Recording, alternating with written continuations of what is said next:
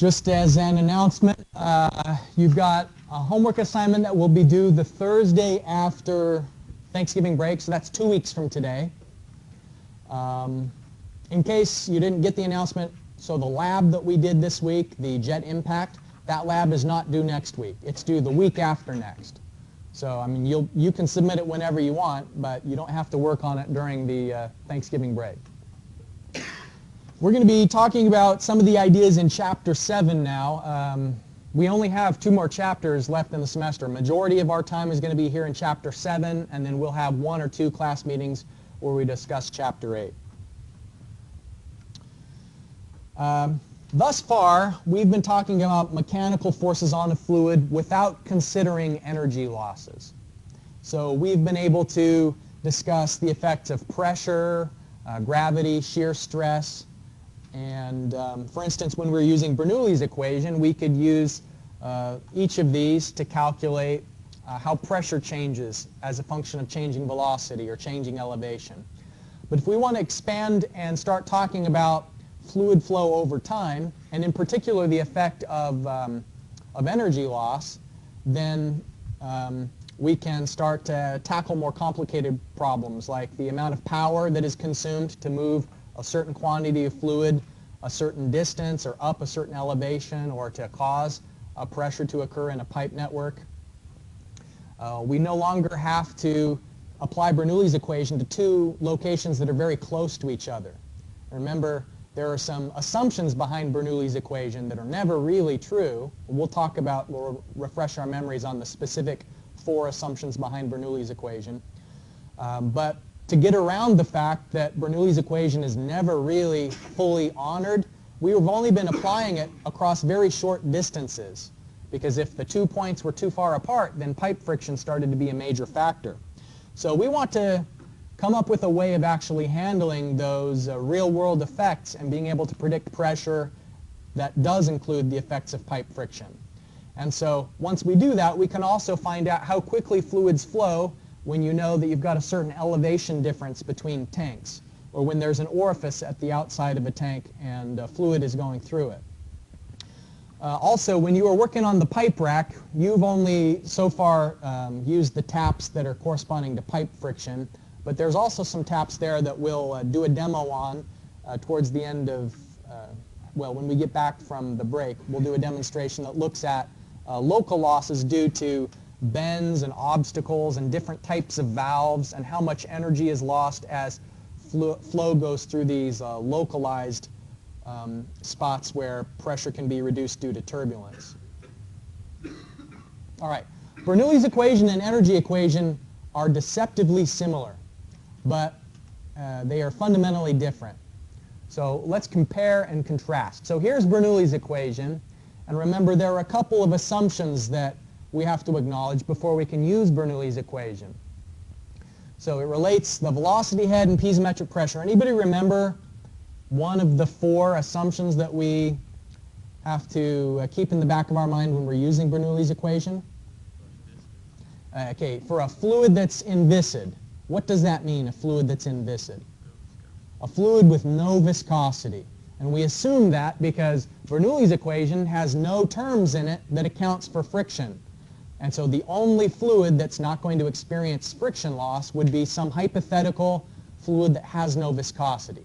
Now, such a fluid doesn't exist, but gases have less viscosity than liquids, and so we like to think that Bernoullis equation, at least when it comes to the inviscid assumption, is better for gases than for liquids. Okay, so a fluid that's inviscid. Incompressible. So that's where the tables turn, because a liquid is better than a gas for honoring the incompressible term. And so here we've got 2 completely different assumptions that kind of are at odds with each other.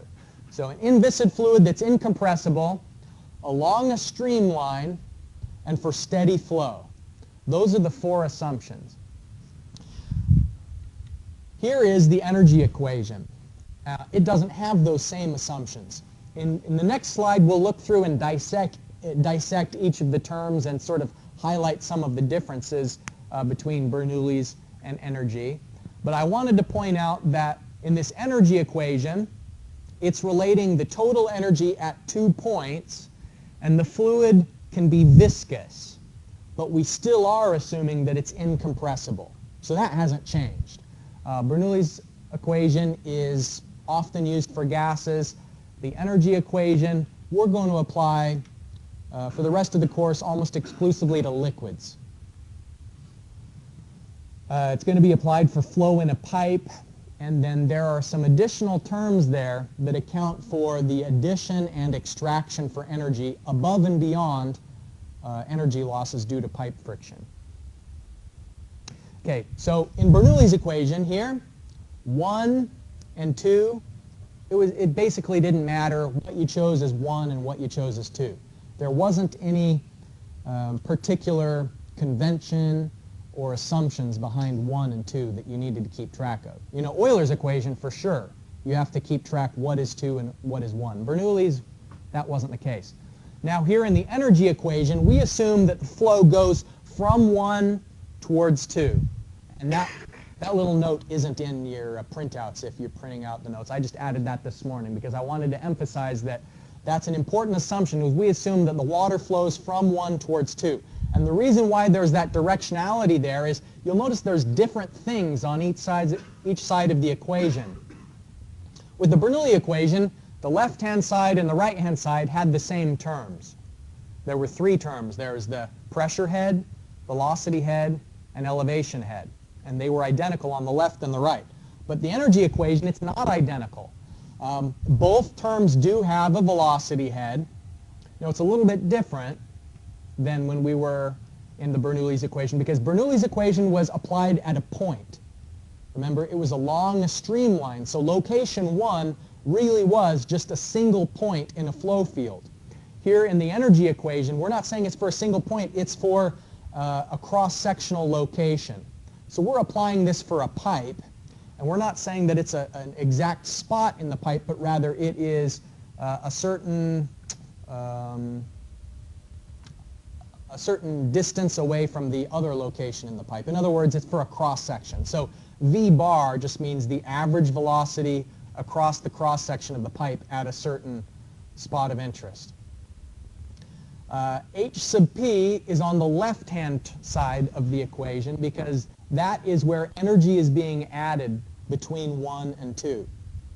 So let's say we've got a pipe and we've got 2 locations of interest. Location 1 is upstream, where the water is coming from. Location 2 is downstream, which is where the water is going to. And so if there's a pump between them, then you'd put in this H sub P in the energy equation. If there's a pump in the system, but it's not between location 1 and 2, which are the 2 spots you're interested in, then it won't show up in the energy equation. You only include this H sub P term if it's between the 2 locations of interest. So head supplied by a pump, it's on the left-hand side, because if we're saying it's the energy at 1 is equal to the energy at 2 minus the losses plus the addition and so on, it makes sense that we'd have H sub P on the left-hand side of the equation. Does anybody have a marker today? Ashton, you going to help me out? Good. You want red, blue, green? I'll take blue. Black? I'll take blue and black. Green. I'll take it. All right. So I'm going to use both of these colors. Here's location 1. Here's location 2. The water's going from 1 towards 2. So what we're saying is the energy at 1 is equal to the energy at 2. And energy has 3 forms. The energy can be pressure head, it can be elevation, and it can be velocity head. Those are like the 3 places the energy can be. But between 1 and 2 there are losses. And so you'll notice that this H sub L term, which is its head losses, let me put the rest of these definitions up. All right. So H sub L is losses. And so what it's saying is the energy at 1 is equal to the energy at 2 plus the losses. And so that's saying like The amount of energy that there is at location 2 is the energy at 1 minus the losses. So how much is left by the time you get to location 2? So there's pipe friction as the water goes from 1 to 2, and that's going to reduce the amount of energy that there is at 2. But if we had a pump, and the symbol for a pump is a circle with a triangle on it. That's like the circular impeller and pump and motor, and it's sitting on a stand. That's the symbol that's used. So what a pump would do is it would increase the energy. And so we put it on the left-hand side of the equation because we're saying that let's say that there were no losses. The energy at 1 plus the pump head energy is going to tell you how much energy there is at 2. So in other words, each of these terms is on either the left-hand side or the right-hand side for a specific reason. And it has to do with whether energy is being added as the water goes from 1 to 2 or if it's being taken out. And we haven't yet talked about turbines. A turbine is the opposite of a pump. And it's a spinning impeller, but instead of adding energy to the flow, a turbine is extracting energy from the flow. A turbine is what they use at an electrical power plant at a dam. You know, when the water is up high, and it's going down to a low river, and it's going through a penstock, then they spin a turbine with the energy that's being extracted as that water falls downward towards the river. The head loss that's shown here has two terms. Energy can be lost partly due to the pipe friction, and H sub F is the largest component of energy loss. So H sub L is equal to H sub F plus H naught. So H sub F is the pipe friction, which is the majority of the energy loss. And then there are also these local losses, which is the energy that's lost as water goes around a pipe bend. And it's called a local loss because it's not distributed over the entire length of a pipe, but it's just because of a fitting at a single location that's causing the energy to reduce. And so it may be that water has to flow around a valve, or it could be a sharp bend, or a change in pipe diameter, or it's inducing a little bit of turbulence. And so those frictional losses are only part of the story. You'll notice the alpha there. The alpha is a kinetic energy correction factor, and if you have laminar conditions, meaning that the water is moving really, really slowly, then alpha, the kinetic energy correction factor, would be 2. If you have water moving more quickly, so turbulent flow, alpha is usually assumed to be about 1.05. Now, 1.05 is close enough to 1 that usually alpha is just ignored altogether. But it's in this full version of the energy equation just to make you aware of the fact that the amount of energy that's in the velocity head is underrepresented if you're using the average velocity. It's because in a pipe, remember, there's a velocity distribution where at the center of the pipe, the water's moving really fast. And at the edge of the pipe, the water's not moving at all, but the velocity is increasing the further away you get from the edge of the pipe, and as you get into the center, the velocity is high.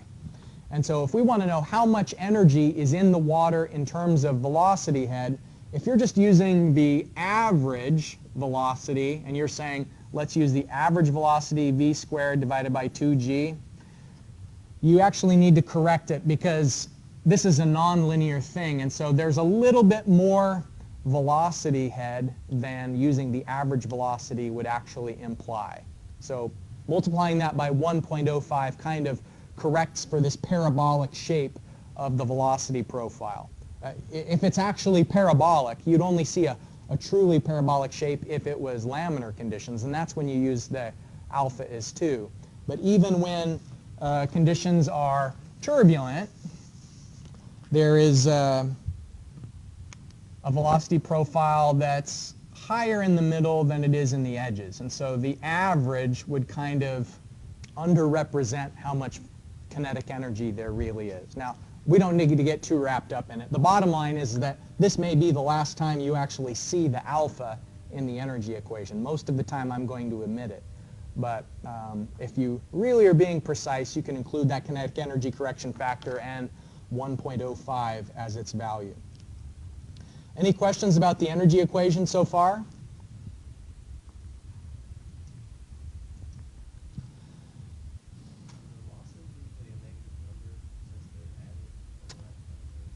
No. You use a positive value for the losses, and so what that does, it shouldn't be a negative number. It being on the right side means that it's going to reduce the amount of energy that's available for pressure.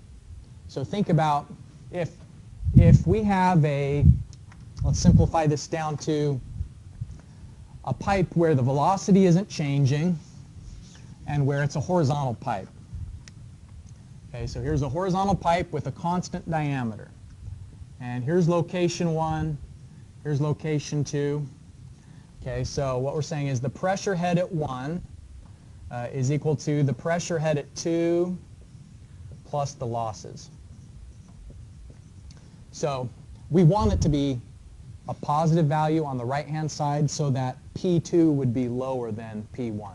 So as the water flows through a horizontal pipe, we know instinctively that the pressure is going to be decreasing.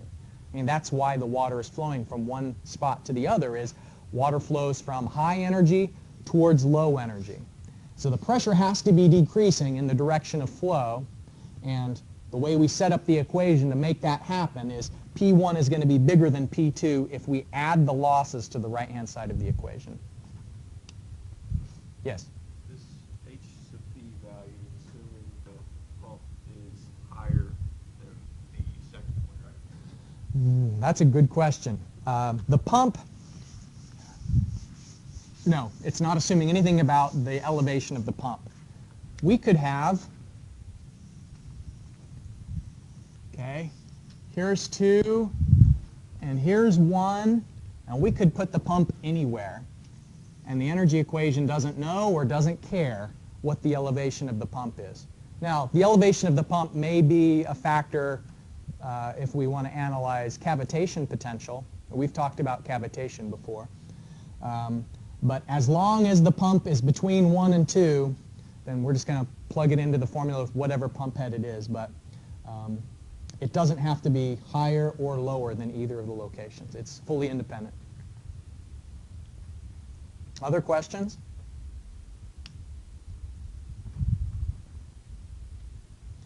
Okay, so here's just a diagram showing that velocity profile, this one being parabolic, and so if you actually integrate the variation in velocity as a function of some incremental cross-sectional area, you can determine that the kinetic energy correction factor should be 2 if you have laminar flow conditions and a parabolic distribution, or if it's turbulent flow, it's about 1.05. All right, so let's try it out. I know it's tempting to look at an equation. You want to start putting numbers into it and see what it does. We've got water flowing from tank 1 to tank 2. WSE stands for water surface elevation, and it means that there's a free surface of water in tank 1 at an elevation of 200 meters, so that would be Z1. And at tank 2, the water surface elevation is 190 meters. Now the water is flowing through a pipe that connects those two tanks. We know the diameter of the pipe and its length, and we have some strange empirical equation here that's predicting what the energy loss through that pipe would be. Here in this example, I'm just giving you a formula for the head loss.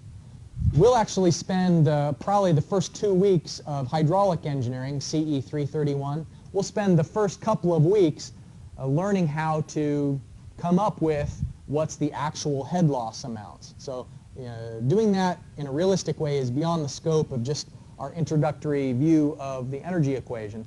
But what we know is head loss is going to be a factor of the length of the pipe. So the longer the pipe is, the more energy loss due to pipe friction. V squared in the numerator means that if you have faster moving water, you're going to have more energy loss. And then this 0.04 is a function of the pipe roughness and the other factors that we'll get into next semester. But anyways, we want to know what is the flow rate between these 2 points. Now, I'll tell you that what you're going to be solving for is you're going to be solving for V in that H sub L function. So that's going to be the unknown, and that's not the same as V1 and V2 are different than this V. V1 is saying the velocity inside the tank.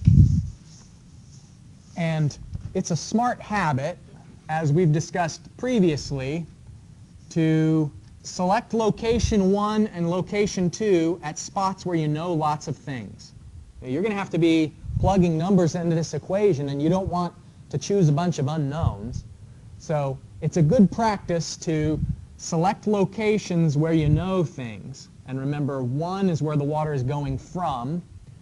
Water flows from high elevation to low elevation. And so I've indicated that 1 should be the water surface at the tank on the left. So tank 1 is here, and that's where we've got Z is 200 meters. And then at 2, the Z is 190 meters. And then there's some velocity through the pipe, V pipe, that we don't know. And that's what you're going to solve for.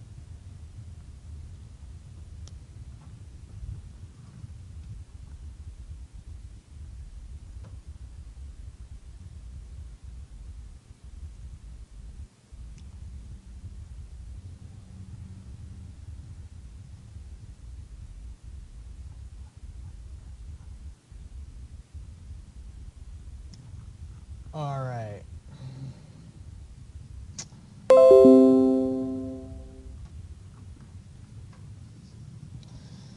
So we know the elevation at 1 and 2. We don't know the velocity of the water as it flows through the pipe. Here's the energy equation. We can cancel out a lot of those terms because we assume that since it's in contact with the atmosphere at 1 and 2, it's just the water at that surface has the same pressure as the atmosphere. If we're working gauge, that's 0. We'll use the given water surface elevation as the Z values, which means there's a driving force. So there's 10 meters of elevation head separating 1 and 2, and that's what's pushing the water through the pipe, is that 10 meters of elevation difference. So the 10 meters of head is equal to the head loss. And there is energy loss between 1 and 2. It's expended as the water flows through the pipe. The question is, at what velocity does it do that? Did anybody else get 4.95 meters per second? All right. So if we want to know the flow rate, then we just multiply that 4.95 meters per second by the cross-sectional area of the pipe. Did it ask for the flow rate? Yeah, flow rate. All right. So that means cubic meters per second. 0.476 cubic meters per second. That's the flow rate. So the slide asks, what would happen if we raised Z1? So right now it's at 200 meters. So think about the calculations. How would these calculations be different if Z2 stayed the same, but we increased Z1? Well, instead of 10 meters of driving force, there'd be, let's say, 15 maybe. If you had a bigger number over here, then that's going to increase the velocity and it would increase the flow rate. That's pretty obvious, right? That the bigger the elevation difference, the faster the water is going to flow through those two pipes. What if, that's weird. What if we made the, how'd that get messed up? What if we, there we go. What if we made the pipe longer? What would happen then? I mean, think about it before you start plugging numbers into the equation. Qualitatively and logically, you've got these pipes, these two tanks connected by a pipe. What if the pipe is longer? more friction losses. And so we only have the same 10 meters of elevation that's driving the flow. And now you have to expend that 10 meters of energy over a longer length of pipe, then it's going to slow down. The velocity would decrease if the pipe length increased. Okay, great. Any questions about how to find an unknown flow rate? Let's try this. What if we know the pipe length and we measure some pressure difference in the pipeline? We measure, we're working in traditional units here. That's kind of an uncomfortable thing. PSI, that's a weird unit. We have to change it to pounds per square foot to be able to do anything with it. But we want to find out, head loss here is unknown. We're measuring a pressure difference on a horizontal pipe. So there's no Z difference between the 2 points. We know the distance between them is 145 feet. But in other words, what's the head loss if you have measured physically the difference in pressures?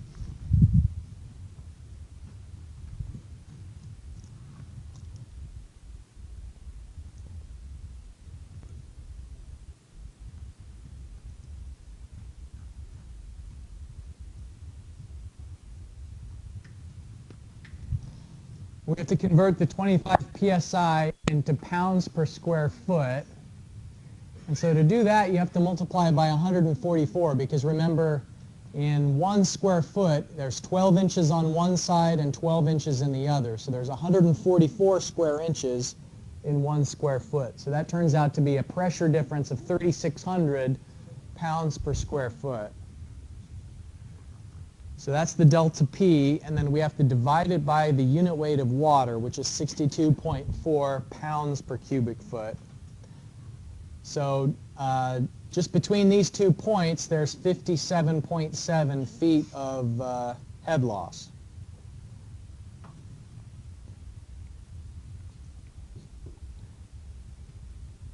So we're crossing out the velocities because they're so slow that there are any significant... I'm glad you asked that. No. In this case, we're not crossing out the velocities because they're low, but because there's no difference between 1 and 2. The pipe diameter is the same, so V1 equals V2. So it's not that they're 0, it's just that V1 and V2 are equal, and since it's on both sides of the equation, it can cancel out. So over 145 feet, friction loss is not going to velocity change. It can't slow down because continuity says that Q in equals has to equal Q out.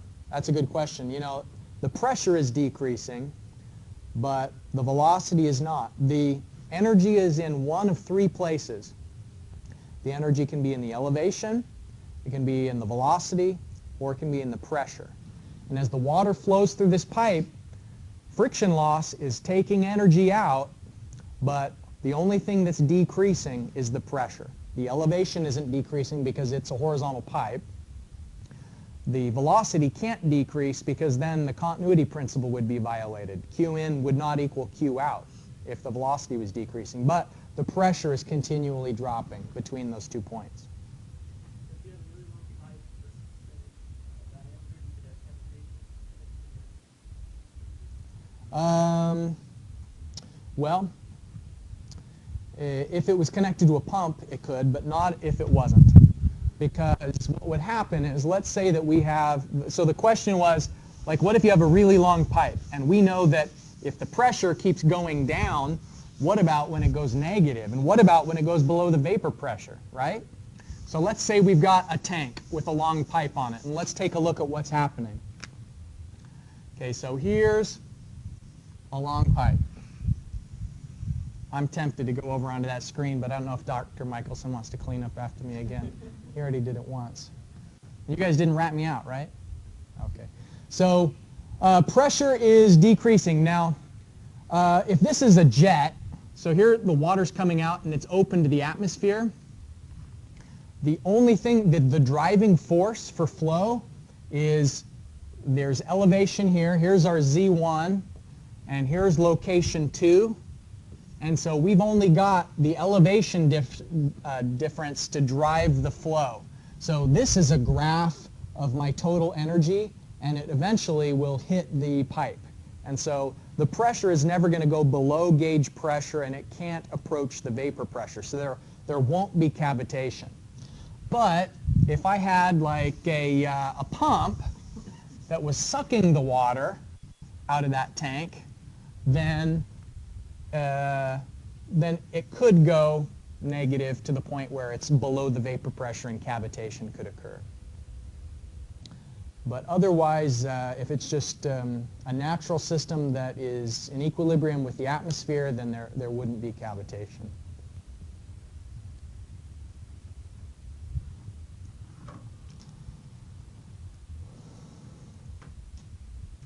All right, let's just finish with some terminology and a couple of definitions.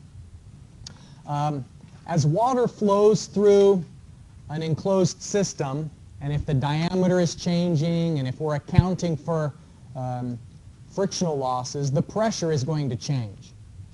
And so as the water flows and moves in its location, the force is pressure times area, and work is force multiplied by some incremental distance, delta L. And so work flow then takes a time component into account. And if we have a pressure at a certain location and we account for the velocity and the area that's of the flow that's going through a control surface, then we can calculate the flow work. And here is an illustration that just shows two locations with water flowing through a control volume. And out here at location 2, we've got the pressure that is acting to the right from what's on the inside of the control surface acting on the surrounding fluid. So the pressure of the fluid that's inside the control surface is going to be pushing out to the right. And that's why here it's the velocity at 2, the pressure at 2, and the area at 2. So it would be in the rightward direction, it would be a positive value. But at location 1, the pressure on the inside of that control volume, at the control surface boundary, the pressure is pushing to the left. And so we have a negative value if we wanted to calculate the work flow rate that's done on the surrounding fluid at 1. The units of workflow, if we look at the terms here, pressure as units of newtons per meter cubed.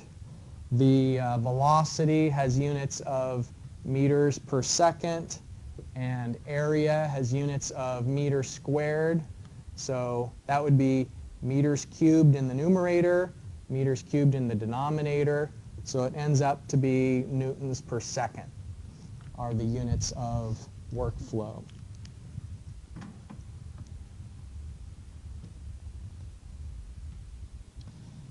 Rather than looking too much at the work, at the flow work, what we're going to do some calculations on when we get back from the break is related to the work that's done on flow by a pump. That's on the left-hand side of the energy equation when we know that we're adding energy to the system and we want to see how that affects the pressure or increases the flow rate of water that's moving between two tanks. Or the reverse of that is with a turbine, the work that's being done by the flow when we're extracting energy between location 1 and location 2 and trying to generate electricity from that, then that is an example of shaft work where the flow is being done by, the work is being done by the flow on a turbine. So that decreases the energy of the system, so the work being done is positive. If we want to do a steady flow energy equation, there are a couple of terms we could keep track of. The enthalpy of the liquid in question. Most of the time, for the problems that we're going to be doing, even if there's a lot of pipe friction, there isn't a measurable increase in the temperature of the liquid as the water flows through a pipe. There are some exceptions to that, and I did an experiment when I was in graduate school where water was being recirculated from a tank, and it was being recirculated fast enough that there was a measurable increase in temperature, but that's pretty uncommon. And so really, if we want to consider the rate of heat transfer, we'd have to use instrumentation that's so precise that it's almost kind of, you know, it's not something that you'll observe in an actual real-world pipe network where there's heat transfer and you have to account for energy losses because of that heat transfer, but rather it's pressure changes. And so we won't use this full version of the steady flow energy equation, but we could, if we wanted to account for really where all of the energy is going, then a change in temperature would be one of those components. So just to distinguish between the energy equation here, which normally energy has units of joules that it's measured in. Work also has units of joules, and energy, the way that our text presents it, is that energy is used to perform work. So they have the same units there, but work is the result of the energy being consumed. So if we're lifting a fluid from one container to another, then it would be increasing the amount of energy at that secondary location. It would consume work, maybe via a pump, in order to do that. Finally, power is when we throw a time component in there. And so if we're expending a certain number of joules per second, then that's where watts are going to come into play. And our power equation that we're going to use in several electricity generation problems, the power equation is if you know a certain flow rate and the unit weight of the liquid, and you know the pump head that's being added or the turbine head that's being extracted for the system, then you can calculate the power. This equation is assuming perfect efficiency, though. And of course, not all pumps, not any pumps, are 100% efficient. And so we'll talk about whether you multiply or divide by the efficiency factor when we get into a little bit more detail on solving these power equations. All right, so that's it for today. Let's just take one final look at these announcements before we finish. So as a reminder, if you have individual questions on your exam, please stop by my office. I'm happy to talk to you. Otherwise, get a head start on that homework.